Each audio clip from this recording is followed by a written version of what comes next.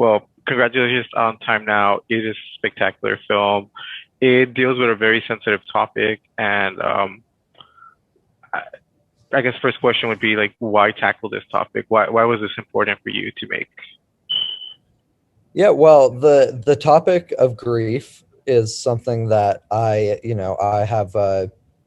really contemplated for a long time. And I when I first wrote this script, the original version of it was in 2016, so it was a long time ago, and my perception of grief was a lot different. Um, and and yeah, and over the 5 years it's been since then, I have unfortunately, gone to understand grief a little differently. Like I think, everyone has over the last, 5 years. A lot can happen in 5 years. And yeah, and it's something that I still wrestle with. I still wrestle with the different ways that people communicate through this, and the ways they express themselves. And it's something that I found really, yeah, that's the film. The film is all these different people handling one event differently, and it really shows humanity and how we're different yet similar in certain ways. Yeah. Your leading actress does a fantastic job at making you really feel this script. Uh, Conveying such emotions is very difficult. How much work did you have to put into both writing this and directing it in order to like get that type of performance out of her? Well, we spent a long time together in pre-production, Eleanor and I, and really figuring out this character together. We're both at the onset of our careers, not in the, we're not the most experienced, and we were figuring this out together, and I think there's something really beautiful about our uh, naiveness to this. And I think that's a big reason why this film got made, was that a lot of people didn't realize how tough it would be.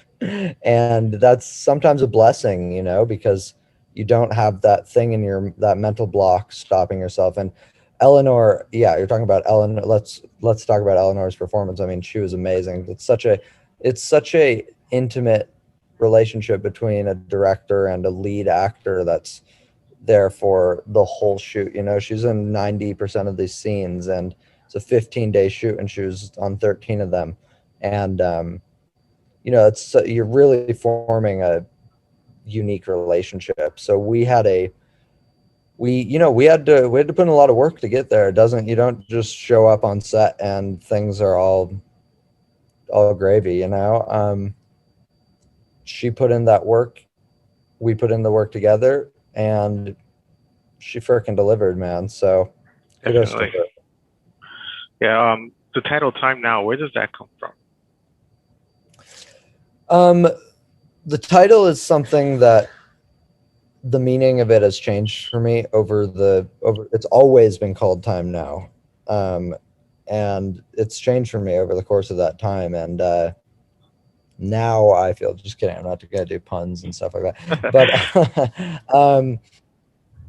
yeah, no, it's something that if you if you can't live in the moment, you miss a lot. And I think that a lot of people in this film haven't lived in the moment, aren't living in the moment. And when you open your eyes, life does show you a lot. And Jenny, through some tragedies, she does become she grounds herself a little bit in this film.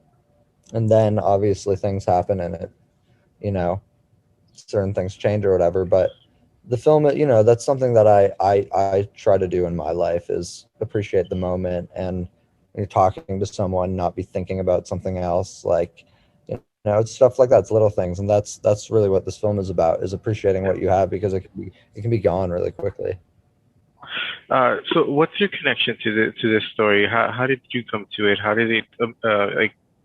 How was this made in your mind? How did you create this story?